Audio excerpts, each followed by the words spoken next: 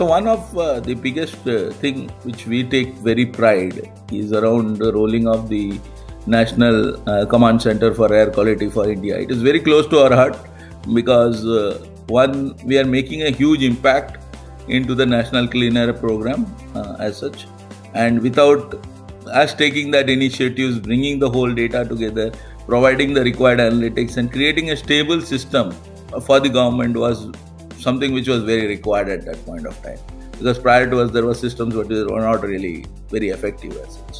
So that's something which we call a very, very proud moment. And I think recently during our pandemic times we created one more similar platform for the government, which was tracking this biomedical waste and so on. So that's because once the entire country starts using it, it's a big proud moment for us, because then we are causing an impact into the whole ecosystem itself. Hello everyone, Ashok here. Thank you for tuning in to this 20th episode of Indian Startup Stories, a podcast striving to bring out experiences and insights from entrepreneurs across India. Today our guest is Sudhesh Narayanan, founder and CEO of Knowledge Lens, a company focusing on the technology needs of Industry 4.0 with a varied spectrum of products and services ranging from data, AI, IoT, blockchain, energy management, and real-time environment monitoring and more. In this episode, Sudhesh shares his background, his past leadership experience in Infosys, focus areas and opportunities lying in Industry 4.0 for entrepreneurs to ride the wave, his great moments in contribution for government projects with respect to environments and the products, his perspective on failures and how to handle them, and much more valuable information for us to take away. So without further ado, let's jump in.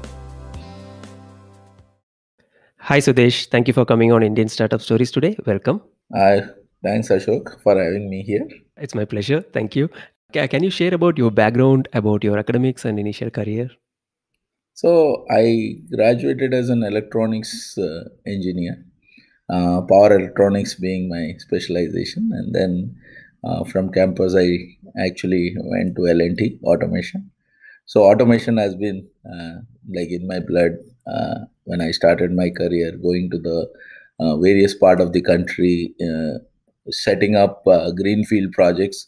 I commissioned galvanizing line, cold rolling mills, traveled to Bangladesh, did some works and so on. So initial part was purely hardcore automation on the field. And that's where the software boom started, and I decided I had a lot of passions for software right from my college days, and suddenly I felt that I'm left out from the software side, and decided to change my career, joined Infosys, and the rest of my whole DNA has been from Infosys. Most of the years I spent, in fact, 2 tenors with Infosys, and that's kind of how all my journey has been. Okay, that's wonderful. It's a rich experience. Can you talk about your company, Knowledge Lens? What are the products and who are your customers? Yeah, so Knowledge Lens, we basically focus on industrial IoT and environment and sustainability. So primarily, we focus on two major products. Uh, G Lens, which focus, it's called Green Lens, focus on environment and sustainability aspect of it. We are trying to help the country control pollution, both from industries, from vehicular and other places, and trying to bring insights so that we can make decisions. Second aspect is around Industry 4.0 islands, and the focus around here is that we are looking for a connected factory, a connected worker, and the entire digitization of the manufacturers itself. So our customers range across all the segment manufacturing, whether it's fertilizer, oil and refineries, cement, and so on. So that's kind of the customer base and the product. Okay, that's interesting. Taking a little step back here, how did it all begin, Sudesh? Can you talk about the spark moment of the start of Knowledge Lens? Yeah, so thought process was around we were working on data engineering problems for big data, and we thought that we have collected all this data. So what happens next? So the idea was that the data should speak to us. We don't want to query the data. We don't want to run analytics on the data and then get insights from the data. The data should be able to speak to us. So we should be able to conversationally engage with the data. And that's kind of how the thought was. And that is the time where Google launched the Google Glass. And then we took some inspiration from there, and we said, okay, fine. So you wear a Google Glass and you should be able to ask a question, and then you should get an answer. So instead of we writing queries, we should not do any analytics. We should be able to interactively discuss with data. And that's kind of where we thought of forming the whole company as Knowledge Glass as the initial version. But incidentally, when we applied for Knowledge Glass, that was not approved by the MCA, and then we got Knowledge Lens as the company as well. Okay, fair enough. Yeah, that's a pretty good start and reason as well. So let's talk about your transition now. You started as an executive officer in L&T, later moved on to roles like project and product managers. Then you moved on as a chief architect at Infosys, and now you run your own company as a founder and CEO. How difficult was it for you to make the decision of starting your own company? In your earlier stints, you might have had complete control under your wings as a senior leader, but starting anything of own comes everything from scratch, right? So please talk through on the process and the evaluation you have done for yourself before the jump start. So I think it was always deep into the heart that we have to do something of our own, okay, and that was always burning within us. That yes, we as individuals has to create something unique from there on. So that was always going through. So the only thing which from a salaried job to a transition is only saying, okay, what happens at the month end? Do you really get a paycheck? Okay, and Hmm. if you are on your own, what happens? So that's kind of where it usually starts off. So what I did to overcome that problem was look at alternative revenue models. And the first revenue model which we looked at around coaching and teaching. So you can teach over weekends on big data and cloud and so on. So I used to teach, and I figured Mhm. out that there is a alternate revenue model which can be done. Right? So worst case, so Infosys taught us Yeah. always like be always risk averse. So what we did is I created that risk model around it and figured out, yeah, if worst case, I can always go to teaching and succeed myself. So once that fear of Okay. that salaried stuff went off, the journey was Mhm. simple. After that, we just need to get Okay. started and move on. So that's kind of how I evolved from there. So creating an alternate revenue model and planning a contingency was Mhm. the initial thing when I started off. Okay, very insightful. Thank you. And it's wonderful to know the reason Hmm. behind the journey start. Please share about the core founding team and what were the challenges and the conflicts you had to handle before kickstarting your business. Yeah, so there are two things in this space. Uh, so I didn't had a lot of co-founding members who were very senior like me at this. So I was working with Mhm. Infosys.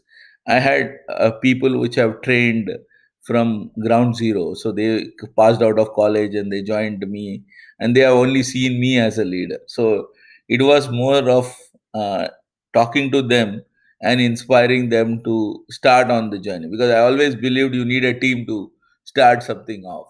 And it was more about talking to them, selling your idea to them, and bringing them on board to start the whole journey. So I didn't went through like the whole Mhm. VC pitch where you have a CEO, CTO, and all of those. We just started as a group and said, okay, fine, let's Okay. start something of our own.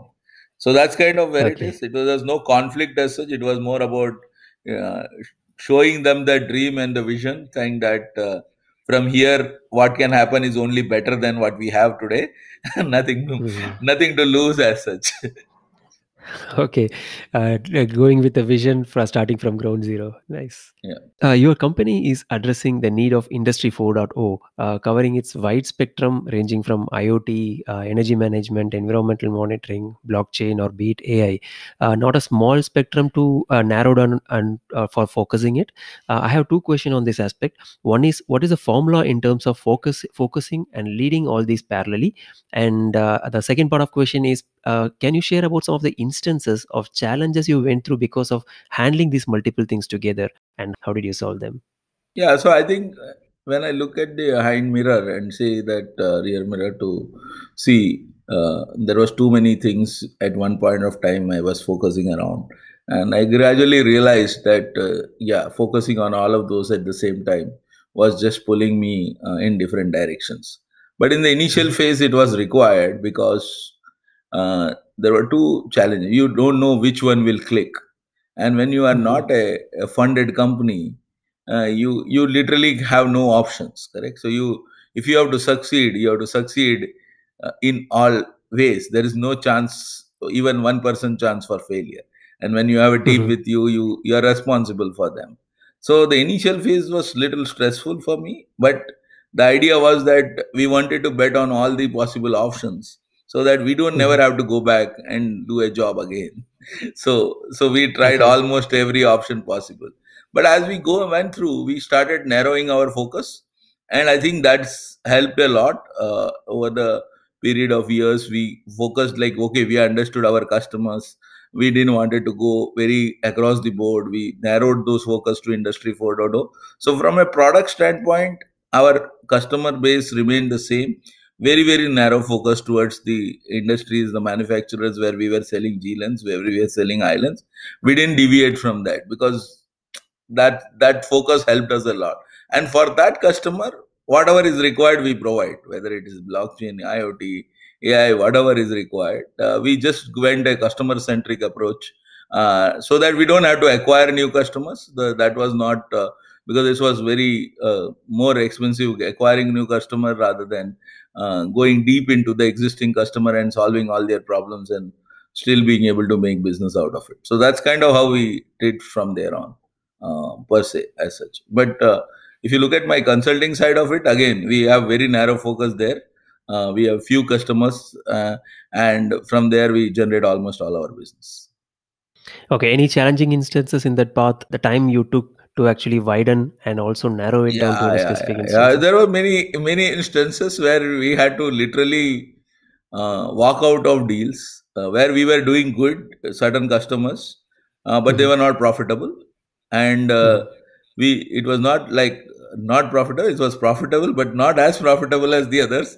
And then we realized Okay. that we are just wasting our time in some of these customers, which is Okay. not really happening. We tried multiple times, but then eventually we took some hard decision to close that out, saying that let's walk out of these deals because this is just stressing us too much, and not giving us the right focus and direction as such. So those were challenges. Okay. It was tough call to let go a revenue as a startup and say that okay, there's money on the table and we are just letting it go. Okay, I can understand. For all these things, you must be having a very strong team on the ground. What's the strategy that you follow for your team building? Because you are not focused on the technology, but the problem aspects and building all the technology stack that is required to address that problem. So, talk about the team building strategy that you follow.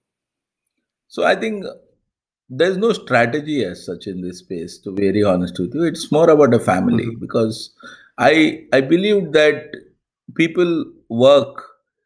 If work becomes work, then it always result into a job. Okay, and then what's the difference between doing a job for any multinational company versus doing a job for knowledge lens? So I never wanted to create any job as the description for anybody. I wanted them to Mhm. come, play, enjoy, and be by themselves. So be creative, think about it, experience the freedom, and start doing whatever they feel like. And that's kind of where I think has driven a lot of us. It's not to say that everybody in the organization does that way, but over the initial period, I think the initial 2 years, 3 years, it was always been in that model where we never felt it was a job, and that is the whole reason why we left and came it here, correct? Because we didn't want to do a job, Okay. we wanted to do something useful. And I think that's the culture, I think, which I wanted to sustain, ever saying that, yeah, a person walks into knowledge lens, he feels that it is now his life, and he creates innovation and drives from there on. And it's his family. So once you get to that model, I think the scale becomes much easier. Okay, that's wonderful. So, how big is the team, the current team? Yeah, right now we are around 400 plus people right now across different segments. So we are around 120 Okay. people on the products and around the remainings on the consulting services. Okay, pretty big team. Excellent. Yeah. Coming into the information on funding, how did you manage the initial capital? Is it bootstrapped, or you mentioned it's a bootstrap one? And any plans to bring in the investors, or any plans for the IPOs in future for Knowledge Lens? Yeah, so let me talk about the funding part, and I think this would go well to a lot of people who wants to start something out. Yeah. When we started, we realized that funding was a going to be a challenge from our external funds to come in. So we created a very innovative model in that space, Mhm. and the innovative model was that we, as a founding team, decided that some team will focus on consulting, some team will focus on the products, and the consulting Mhm. part of the revenue will fund the product side of the Okay, organization. nice, nice So that idea. way, you don't really needed an external investor to come in. So what happened is we just did uh, the revenue started flowing from the consulting side, and we started building products from there on. So that was the Okay. secret sauce for us, and we kept growing our consulting group, and the products became profitable, and now both runs independently. Wow, that's a nice idea. How did you start the sales and marketing for Knowledge Lens, and how have you evolved over the period of time? Oh yeah, it was a very shocking and I would say revolution to me itself. I was a hardcore tech guy and Mhm. never did sales very actively. In Infosys, I had some opportunity to do some sales and so on, but that's pretty much at a very very late. But I had happened to work with some of the good sales guys in the organization there, and I Okay. understood how the traits of sales was there. So when Knowledge Land started, we didn't had enough sales. Team or anybody to be for that person. So I took up the role and said, okay, fine. Somebody has to do it, so let me do the part of it. And that's how I started the selling part of it. But I never used to sell anything, to be very honest with you, because I realized that by selling you get nothing. So instead, you should focus on adding value to our customer. And when the value is there, sales happens automatically. So the Mhm. process was only simple. We looked at customer problem, we added value and said, okay, this is what you can get to it. And if you trust us, we will make this happen. And that's how all of the customers came onboarded. And when one saw that the results were there, it was always a word of mouth for us. So that Mhm. referral customers are the secret associated. Similarly, referral employees was our secret to grow employees as well. So I would say that do the right thing, and Mhm. sales follows automatically. Okay, keeping it simple. That's Yeah. nice. Uh, for any startups, initially networking and contacts matters a lot. Being part of the startup community, how was the earlier days for Knowledge Lens, and what are the challenges you faced? If you can share some of the instances which are close to your heart in building up the network, and how have you overcome all those challenges? Yeah, I think this is one more thing which I would tell everybody around there is that business is all about networking, nothing else. And Mhm. if you don't have that network, it becomes a challenge. So many of the reasons for my success has been I had been networked with so many people in the industry, and they knew me as a good executionist. So Mhm. that helped me get a lot of business in this space. I didn't do too much networking in the startup community, and that's kind of reason why you would say VCs and us they knew about us, because we focus most on customer and business value rather than focusing on the investor as such. Okay, so that's kind of Okay. how it always booked up. Yeah, and going forward, yeah, I think we have plans for IPO. Okay. Investors part of, I think we are already running. I've approached couple of time investors, not because Okay. I wanted money as such, but it was to Mhm. figure out how can we get some mentors and stuff like that in this space. But every time I approach an investor, they say that, yeah, you are sitting on a cash-rich organization. Why do you need funding? So, and they discourage me almost all the time. So I never had Okay. an investor as such that way. And I think, yeah, but from an organization perspective, we still want mentors and stuff like that. So I think we continue to do that, and I think IPO is the next thing in the list for us.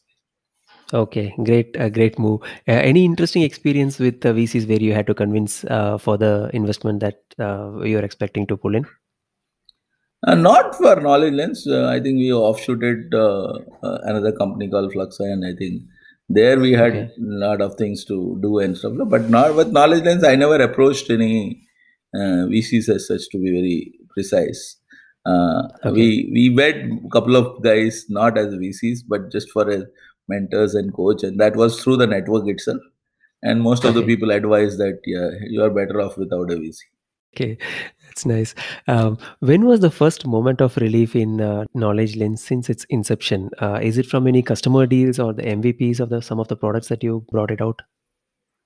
So, from the product perspective, I would say that's very important that a product sees a customer, and product sees an existence, correct? So, Mhm. initial period of the whole place is where you work on an idea, you create a Yeah. product, and your first relief usually is when there is a recognition that, yeah, this product is valuable and it solves a business problem, and it can be. So when my first couple of deals of G-Lens came in, where we were Mhm. able to convince certain amount of regulators and all our customers on the solution, that was a relief. Because before that, we had a lot of down moments where we tried many of the options, but nobody was ready to support, take the product and stuff like that. They kicked us out of many things. But the moment we saw one or two of those deals coming, and I think there are a couple of, I don't wanted to name here as such, but yeah, there were a couple of that initial two deals, which give us a moment of relief, saying that, yeah, uh, that was where we saw that, yeah, there is value into this product and this is going to go further. Okay, yeah, that's nice. Can you please share about some of the customer success stories, which is kind of a pride moment for you for being part of their journey? Yeah, so one of the biggest thing which we take very pride is around the rolling of the National Command Center for Air Quality for India. It is very close to our heart because Okay. we are making a huge impact into the National Clean Air Program as such, and without us taking that initiatives, bringing the whole data together, providing the required analytics, and creating a stable system for the government was something which was very required at that point of time. Because prior to us, there were Okay. systems but they were not really very effective as such. So that's Okay. something which we call a very, very proud moment. And I think recently during our pandemic times, we created one more similar platform for the government, which was tracking this uh, biomedical waste and so on. So because once the entire country starts using it, it's a big proud moment for us, because then we are causing an impact into the whole ecosystem itself. That's wonderful to know about the involvement of Knowledge Lens in terms of the grid management with Indian government projects. Excellent. Moving on further, being the head of organization, where do you spend most of your time focusing on as a leader? Yeah, it's a very complicated question to ask, and I think it's a because if you look at my skill, I'm a tech guy, and I love to Mhm. do tech uh, compared to True. company management as such. But then somebody has to run the company as well. So Yeah. as much as I spend time in managing the organization's sales and running the company, I focus good amount of time on the tech side of it, primarily because of the passion, not because of the need. There are good tech guys in my organization who can handle it, but I still feel very lost if I'm not in touch with the team. So if you see, 50% of my time actually focuses on working with the tech team to help them look through my vision and dream associated to that. And the remaining Okay. 50%, yeah, there are some part which goes into sales, definitely. And the other part runs into company strategy, operations, and so on, finance, Mhm. looking at all of those. That's kind of how I distribute my time. But yeah, I'm very tech savvy guy, so I literally have to be into the system, otherwise I feel very lost out. The feeling of lost out makes you attached to the tech for longer time. Yeah, yeah. Nice. Okay, cool. That's also informative, actually. Mhm. What's the moment of opportunity you found during this challenging year that we just sailed through, as an individual and also as a leader? So as an individual, one big thing which came to my realization, I was a very big proponent of saying that I want to see the team in front of me to make things happen. And what my Okay. pandemic taught me is that that's a misconception I had in my mind. And I don't Mhm. really need to see everybody every day to make this happen. They are all responsible guys. They will do their job. And I just need to steer them through this whole thing. So it is one of the most important realization for me as with respect to that. So that is one Mhm. aspect of it. The second most important realization from a organization and company's perspective, which we have realized, is that uh, the most important thing in this is that there's a lot of human automation or digitization which is going to happen, because manpower is precious. And people have, after the pandemic, has realized that there is a new way of life as such. Mhm. And when that new way of life comes in, the most focus should be around automation and eliminating the involvement of too many people in every job. Because people have evolved that yes, the job, many of these tasks should happen automatically. We don't really should Mhm. be spending time wasting our time on all of those. So I think automation has taken up a uh, big big challenge or a big changeover as part of the pandemic, I would say. So digitization, digital economy has really spawned out very well. Yeah, pretty good information. And yes, there is a opportunity in every challenges that we face. Nice. As your company is playing a big role making sure customer navigate the digital transformations, which is the primary way to scale any business, what is your plan in scaling your business? Anything in pipeline?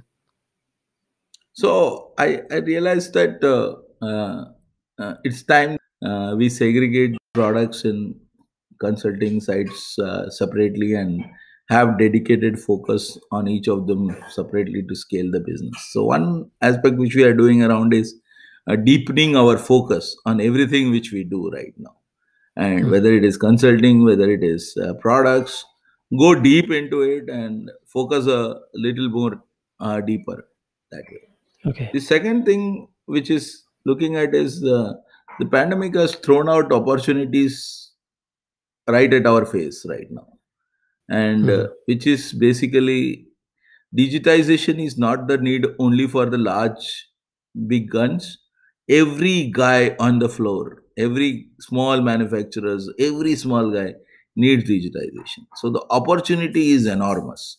We just need to make sure that it is affordable, it is simple, and it is adaptable. So this is kind of our Mhm. strategy for the going forward model. So deeper focus and make it affordable, simple, and adaptable.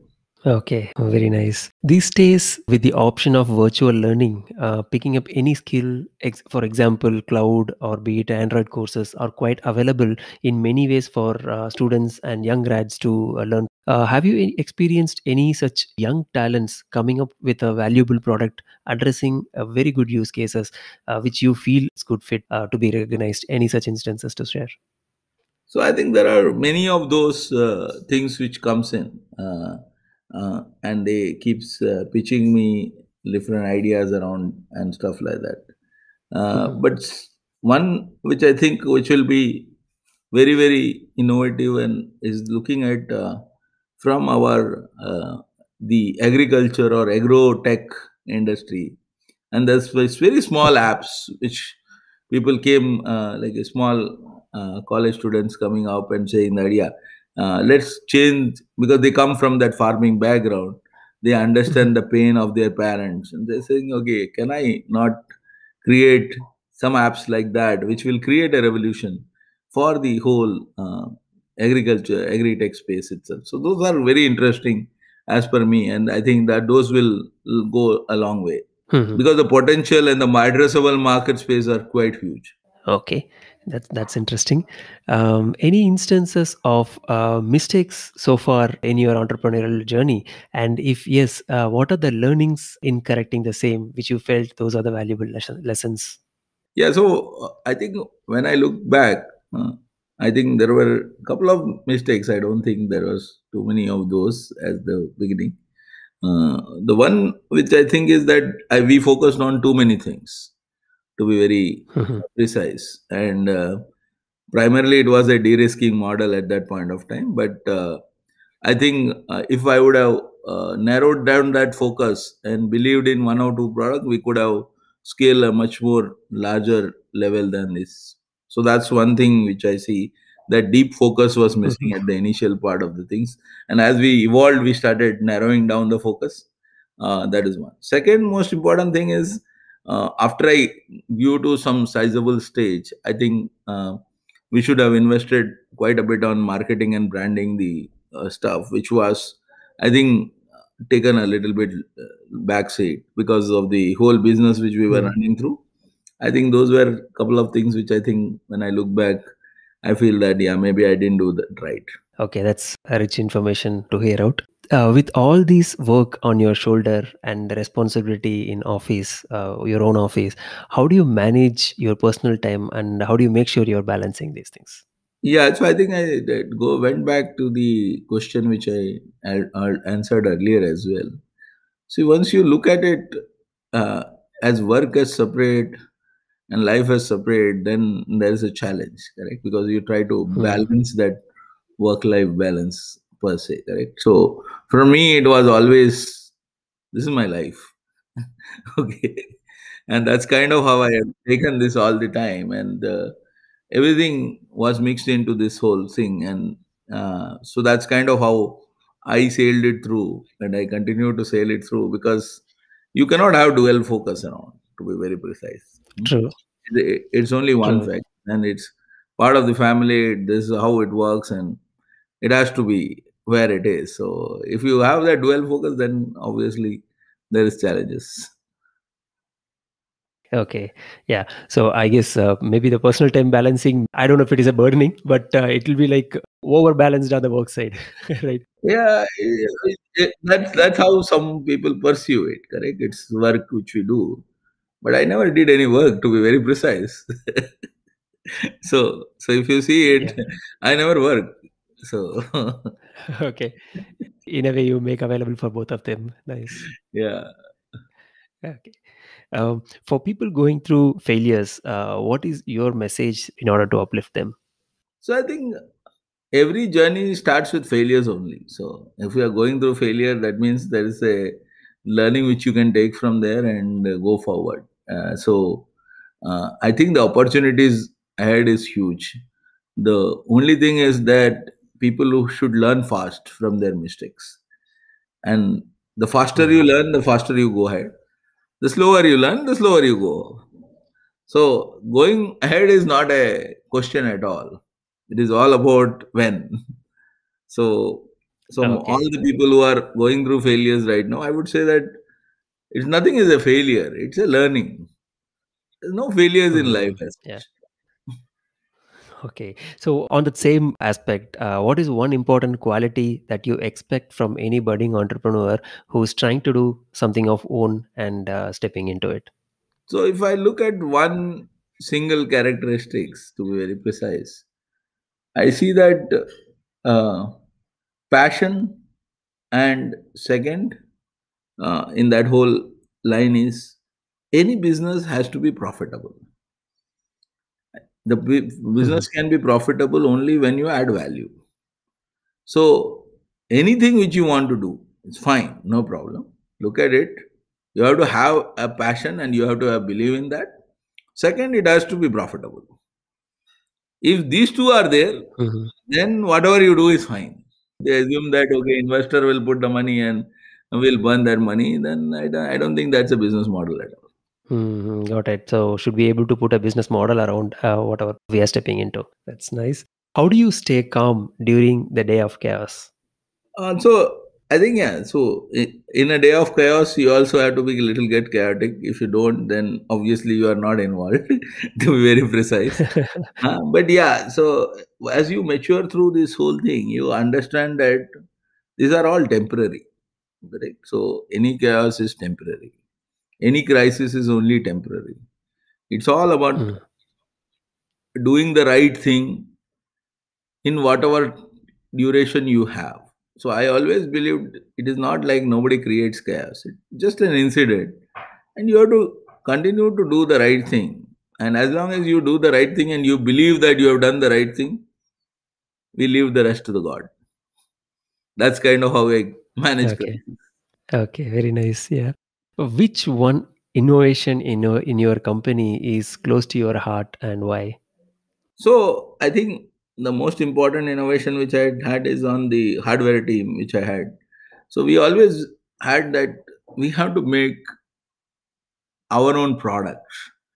So software product is one definitely which I knew that I could do inside out. So that was not very challenging as such for me. But building hardware and launching our own hardware, which is certified hardware, is something very very close to me. So that even though it's not Okay. about profitability or anything, it's about the brand. It's about being able to create those unique products which are very very relevant to customers, and that's very very close to me for. Okay. Wonderful. What is your vision on the startups addressing Industry 4.0 problems probably down the line 5 years? And what are the impacts you foresee in the overall ecosystem that it's going to play? So I think startups focusing on this space is it's a very vast opportunities. When you talk to VCs and all, there will be a lot of discouragement, I would say. They say so many players, so many Mhm. platforms, so many things. Don't worry about all of those. Figure out the one nicheness in what you can bring in because the opportunity is endless. The market size is huge. True, true. So even if there are 10 players in the Mhm. market, if you can improve that one, there's a market for you. So I would still let the entrepreneurs who is budding in this space not to get discouraged with all the noise in the system. Believe in yourself and say Mhm. that yeah, that's possible. All I need to do is add value and create nicheness in the system. Okay, wonderful. That's nice. Please share the information on the USP of our knowledge lens. Who should look out for the solution from a knowledge lens?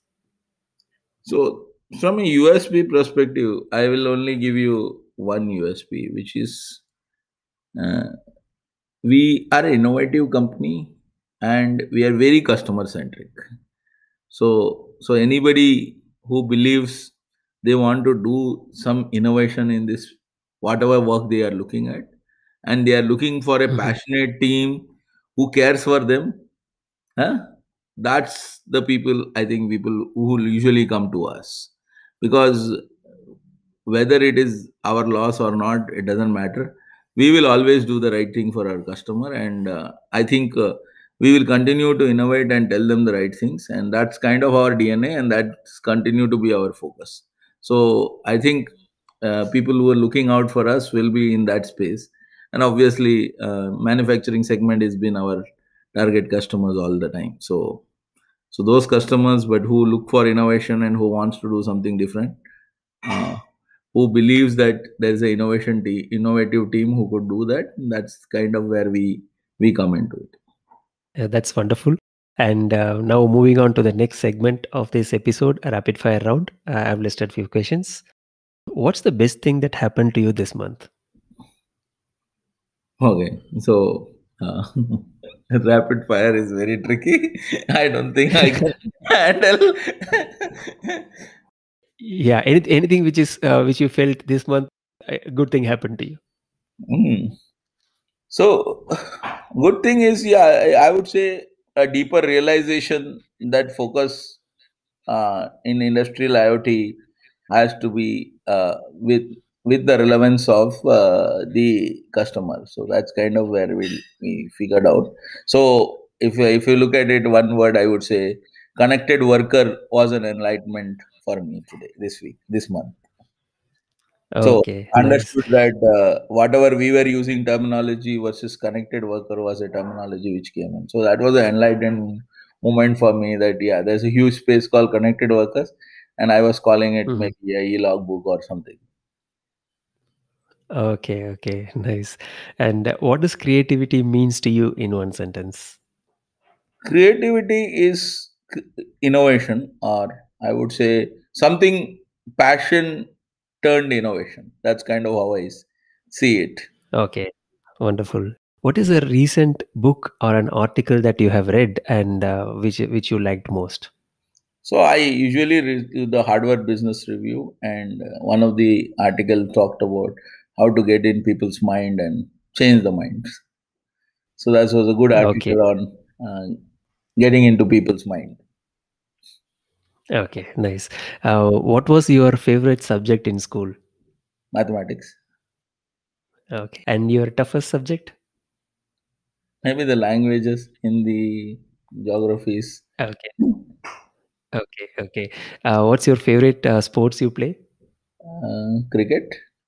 Okay. What time you go to bed and what time you wake up, and how does your first few hours of the morning look like? Oh yeah. So the I usually sleep around 12 o'clock, get up around 6. The first few hours would be just checking all the mails which has come through and the crisis around the world. So that's kind of where it is. And sorting out. Okay, Yeah, sorting out for the day. yeah. Nice. Okay, and you are being mentor for many in your organization and outside as well. Who is your mentor, and how do you make sure that your mentors are available for you when you need them? So my ex bosses were my mentors, I would say, and there are many of them. So I reached out to them at multiple point of time to understand that, and that's kind of Mhm. how I seek guidance and coach from them as such. Okay, that's nice. Where do you spend most when it comes to shopping? Tech gadgets. Okay, yes, that's the end of our episode. And for people who don't know about you and your company, where should they find it and where should they look for? They should look us at knowledgelens.com. That should be where we are there. Okay, that's nice. So I thoroughly enjoyed interacting with you, Sudesh, and getting to know about the insights and your experience you bring onto the table. Thank you very much for your time. Thank you, thank you. Thanks for having me here, and it was good interacting with you, Ashok. Thank you, Sudesh. Okay, we are at the end of episode number 20. Thank you very much, Sudesh, for coming on and sharing your experiences. And to our listeners, you can find out the episode summary in the description. Until we catch up soon with more exciting stories, stay tuned, be motivated. Thank you.